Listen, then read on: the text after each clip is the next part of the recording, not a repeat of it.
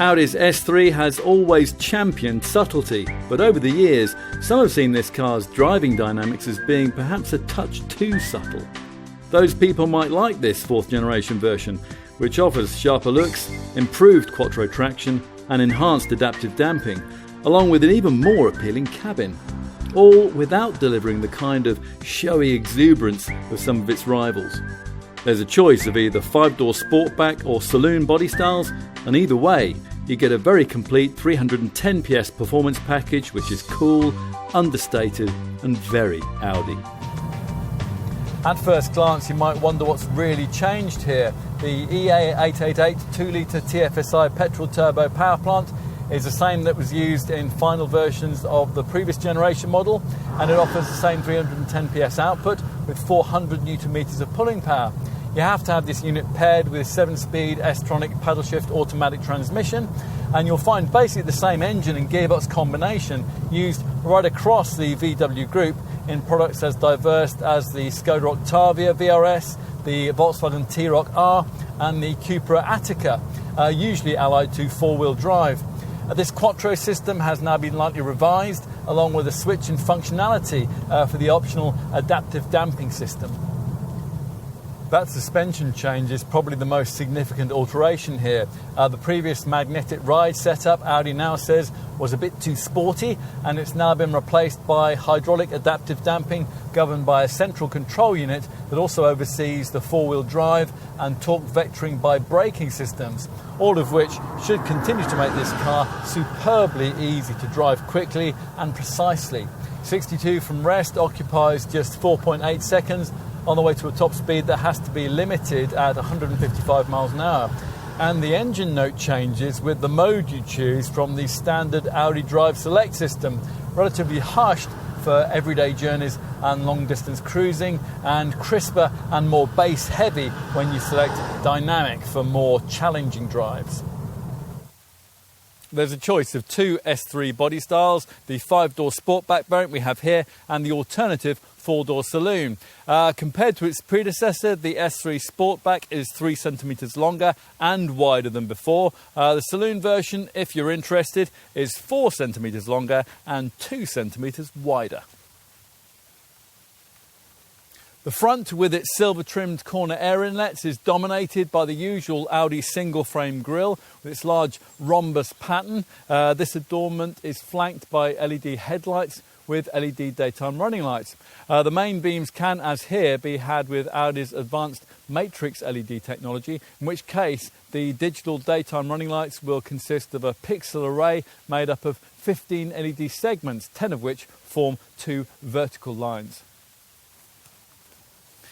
In profile, aluminium door mirror surrounds confirm membership of Audi's S-Series, and the silhouette is dominated by the way that this pronounced shoulder line extends from the headlights all the way back to the rear lights, below which the body curves inwards. That's a fresh element of Audi design. At the rear, this larger, long roof edge spoiler makes the flatter rear screen seem lower, and width is also emphasised by this large lower diffuser with its 4 trademark exhaust tailpipes.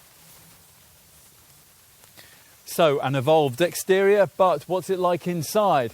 Model-specific touches include this smart red-trimmed start button and S badging on the perforated leather-trimmed steering wheel. But what you'll notice just as much is something common to all Mark IV A3s, what Audi calls a new level of digital technology, although it's been incorporated here much less self-consciously than it is in a comparable fast Golf. As is Audi's current style, black panel tech dominates with hidden screens that you don't notice until you fire the engine. At which point the 10.1-inch HMI centre screen and this now standard 10.25-inch virtual cockpit instrument binnacle both spring into life. So, time to take a seat in the rear. Now, given that the 1.43 metre height and the 2.64 metre wheelbase dimensions of this Mark IV model are unchanged over the previous generation design, we weren't expecting too much here. And sure enough, as with most cars in this segment, it's not particularly spacious in the back. Still, a pair of modestly proportioned adults would enjoy some reasonable comfort back here, and that's helped by a small 3mm increase in elbow room this time around.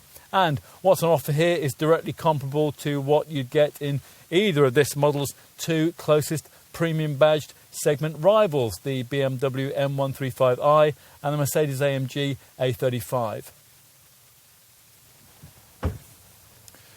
Boot space is rated at 370 litres for the saloon or 325 litres for this Sportback variant. If you push the rear bench fully flat, you'll have up to 1145 litres of room to play with.